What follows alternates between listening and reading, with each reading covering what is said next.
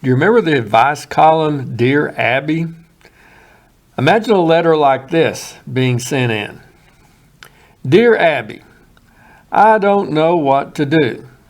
My husband can act like such a fool at times. He doesn't treat others right. Honestly, he can be a jerk sometimes. He has a bad temper. He acts rashly, not thinking things through before he does something, sometimes putting me and our family at risk by his actions. Then he gets together with the guys and drinks too much. He has a good business, provides well for us, and we live very comfortably. He's my husband. I want what's best for him, but he makes it so hard. I don't know how to handle it. Any advice? Signed, Desperate Housewife. And this might be the response. Dear Desperate, I can relate to what you're talking about. I've been there. My husband was so foolish that fool became his nickname. He had the same issues as you've described with your husband.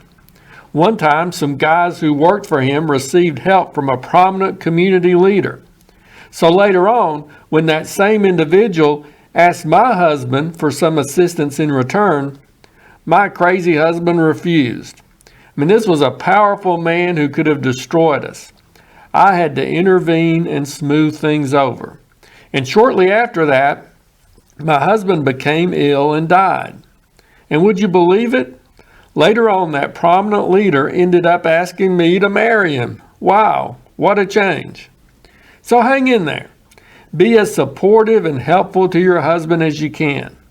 Protect yourself and your family from his foolishness.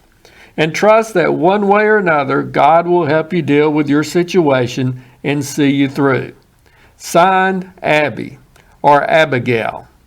Not Abigail Van Buren, who wrote the newspaper column, or those who used that name to write the column, but Abigail, the wife of Nabal. Abigail from the Bible. Now, the best I can tell, I don't think I've ever shared a message specifically about this character from the Bible, Abigail. Her story is recorded for us in 1 Samuel 25, if you'd like to turn over there and look at it as we talk about it here. But on this Mother's Day, I believe the Lord wants us to focus on this woman who showed good character and glean some things from her experience that can apply to us today. And things that can apply to both women and men. This isn't just for the moms this morning, or for the women. These are things that can apply to both women and men. And although I'm sure there are many other women in the Bible who are like this, someone's pointed out that Abigail is the only woman the Bible specifically describes as having both what we might say beauty and brains. It says in verse 3 of this chapter that she was a woman of good understanding and beautiful appearance. The beautiful appearance is probably what led Nabal to take her as his wife. Like many others in that day, it was probably an arranged marriage, so that was probably how the two of them ended up together. But it was Abigail's good understanding that's emphasized in this account. And it's what led her to getting her husband out of a jam, and David taking notice of her, and eventually, after Nabal dies, asking her to be his wife. But let me remind you of what went on here. This was during the time when Saul actually was still the king of Israel. But you remember he had turned away from the Lord at this point, and the Lord had gone ahead and chosen someone else, David, to become king. And Saul knew about that, and he was trying to eliminate David, to get rid of the competition. So David was a fugitive during this period of time. But there were many who knew what was going on, and they favored David, and they were just waiting for the day when he would become king. Well, while they were out there in the wilderness keeping away from Saul, David and some of his men had encountered some of Nabal's shepherds.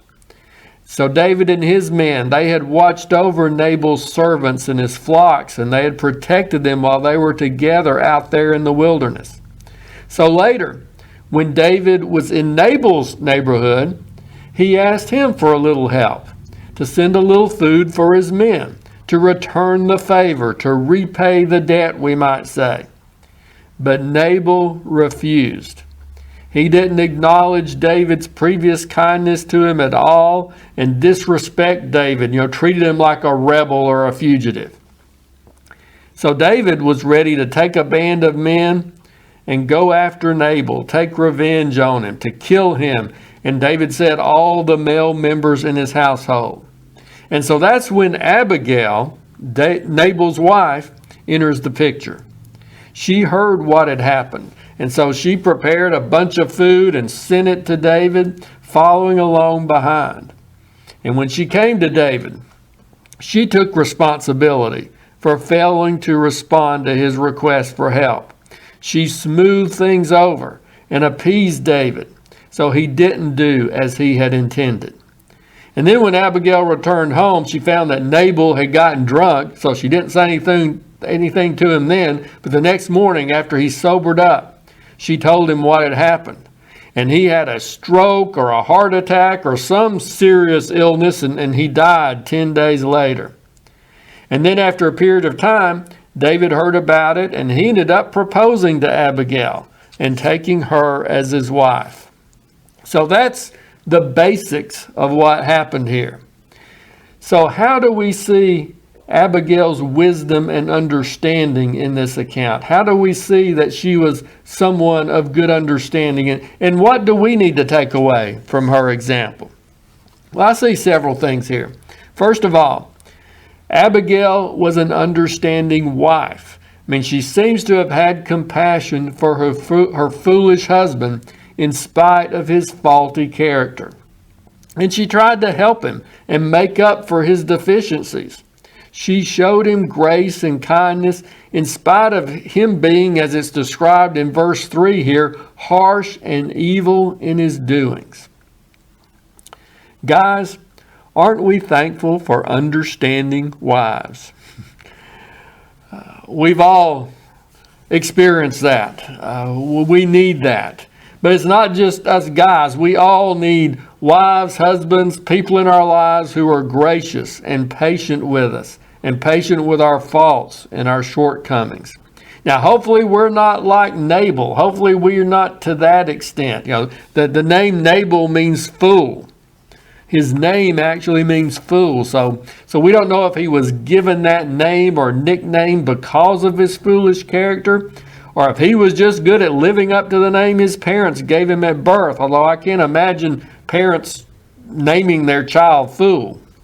But either way, he acted foolishly often. But sometimes we all can do foolish things, can't we? And we need others to be understanding toward us. And people need us to be understanding and compassionate and gracious toward them too. Oh, they may not deserve it. We may have every right to be less than gracious to those people. They may have foolishly put themselves in the predicament, whatever it is that they find themselves in. But remember, God describes himself as gracious and merciful. And I believe he's pleased when we manifest those same godlike qualities in our lives. Now, there's a place for justice. There's a time for people to reap what they sow. But that's not always our place, personally, to dispense those consequences to people. We may need to leave that up to the authorities, or ultimately, you'll leave that up to God. But there's also a place for kindness and mercy. And maybe we need to be more open to how the Lord would want us to display those characteristics and to show his grace to people around us. Now, too often we are tempted to take the place of judge and jury over people when God wants us to leave that to him and for us to be more understanding and compassionate toward those people. It's easy to be critical of a lot of people in this world we're living in today, isn't it? There are a lot of Nabals around, people acting foolishly and selfishly. But maybe God wants us to have more of Abigail's spirit when it comes to those folks. Not excusing their foolishness, but in some ways trying to show them a little grace in spite of their attitudes and their actions. Another way we see Abigail's good understanding here is that she protected her family in this situation. This wasn't just about Nabal and what David might do to him. This was about her family and her household. Because David was determined not only to kill Nabal, but he said he was going to kill all the male members of his household. Now, we don't know if Abigail and Nabal had any children. It doesn't tell us here. Maybe Abigail's sons were in danger. We don't know. But Abigail took means to protect herself and her family from the bad actions of her husband. And a lot of the battles that we're facing and fighting in our society today aren't just about us.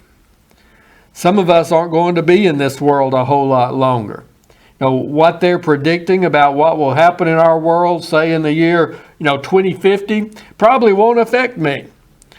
Some of the fallout and some of the dire consequences, some of the choices that are being made today in our society, legal decisions that are being made and moral failings that are being accepted, the negative effects from those may not be felt right away. Some will be, but some of those may show up more 10, 20, 30 years from now.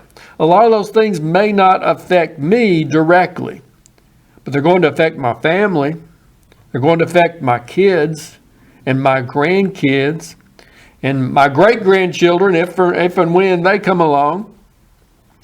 We need to have good understanding to do what we can to try to protect our families from the threats that are around us in today's world. To protect our families right now, but also to protect our families in the future. Just a few things that come to mind. The unbridled spending and debt in our country. Here's another $22 million for this or another, $1 billion for this. Somebody's going to have to pay for it down the road. The acceptance of all these variations about gender and family. Confused kids are going to pay the price. And society is going to have to deal with the fallout as those confused kids become confused adults. Losing trust in police and presidents and the Supreme Court and government. That's going to have consequences down the road. For example, an increased disregard for the law, an increased lawlessness. Sowing seeds of hate and division and trying to make everything about race. That's going to just cause further division and problems. So we need to do what we can to stand up for what's right and to protect our families and their futures. Many are foolishly pursuing their selfish agendas like Nabal. We need to have the good understanding to take action to protect our families. Another sign of Abigail's good understanding is that she was careful with her words. She was smart in what she said to David, even to the point, that we might call her somewhat diplomatic. It was obvious that she had given some thought to what to say in this situation. She wasn't just talking off the top of her head. When Abigail confronted David, it wasn't the emotional plea of a desperate woman. It was a thoughtful, wise, reasoned out request. As you read through what she said there, she admitted her husband's foolishness. But she didn't focus mainly on that. She focused on David himself and how it would hurt him if he acted rashly like this and let his anger and his desire for revenge get the best of it. And what especially stood out to me as I read her words this time is how she directly or indirectly referred to important aspects of David and his life and worked that into this situation. There are speech writers in Washington who would be impressed by Abigail's speech to David. For example, she referred to God's promise to give David an enduring house. That promise that his descendants would be on the throne forever. She referred to David fighting the battles of the Lord. You remember when David came against Goliath, he declared that the battle was the Lord's. And listen to the way she worded this. This one especially jumped out at me. She said that God would sling out David's enemies as from a pocket of a sling. Now, how had David killed Goliath? With a sling and a stone. Now, she was making reference to that great victory in David's life. Now, this was a smart woman and a well thought out speech. She chose her words carefully, or maybe God just helped her to do that. And we need to be more like that. The Bible suggests that it's a wise person who doesn't speak rashly. It tells us to be slow to speak. There are some people who boast about, saying whatever's on their mind or whatever pops into their heads. But there's wisdom in using restraint, not saying everything that comes to mind, but thinking before we speak, measuring our words, and even asking God for wisdom about what we say and how to say it. It's easy to do otherwise in our day, isn't it? Especially in some of the verbal sparring that goes on from people on both sides of today's issues. But more of us need to have the good understanding of Abigail, to be wise in the use of our words. Then just one more way in which we see the good understanding of Abigail is in her humility.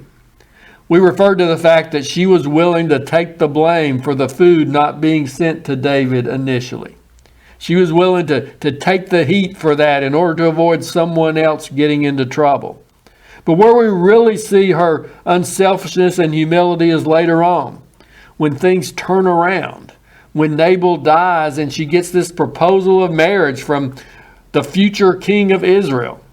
This would mean that she would be queen one day, or at least one of the queens, because David ended up with more than one wife, but she would be queen. It would definitely mean a step up from being Nabal's wife, although Nabal was apparently well off and had some wealth and power. But this would be a step up in power and position. How did she respond to that proposal? She accepted it, but she accepted it with these words. She said, "Here is your maidservant, a servant to wash the feet of the servants of my Lord." She didn't react like some diva. "Oh, look at me, I'm going to be queen." No, she reacted in a very humble way. She accepted, but declaring herself to be the king's maidservant. And she even spoke of her willingness to be the lowliest of his servants, someone who would wash the feet of his other servants. And we talked before about the washing of feet, especially in connection with the time when Jesus washed the feet of his disciples. That was the lowliest task of a servant. That was a job that usually fell to the servant who was at the bottom of the totem pole. Well, Abigail says she was not only willing to be the servant who washed David's feet, but the one who would wash the feet of his other servants. You can't put yourself any lower than that. Kind of reminds me of Jesus' parable about someone going to a gathering and taking a seat of honor, but then being asked to take a less prominent seat. It's best to take the lower seat, the worst seat, and wait for the host to ask you to take a more prominent position. It's all about pride and humility. And Abigail showed a humble spirit in how she reacted to this opportunity and this honor. And we would do well to seek to maintain a humble spirit. It's easy to be humble when things are going bad, but when our circumstances change and we have an opportunity like Abigail did here to rise to the top, can we still keep that humble spirit then? Or do we become the proud divas in that moment? Abigail gave us a good example to follow. So Abigail, a woman of good understanding. Can the same be said about us? Do we have such wisdom and good understanding to be gracious to others and not just think about ourselves, but about our families and protecting them, and to use restraint and wisdom in our words, and to have a humble spirit, even when we may be receiving some honor that could tempt us toward pride? Let's remember Abigail, and let's ask the Lord to help us to be more like her, to be a person of good understanding.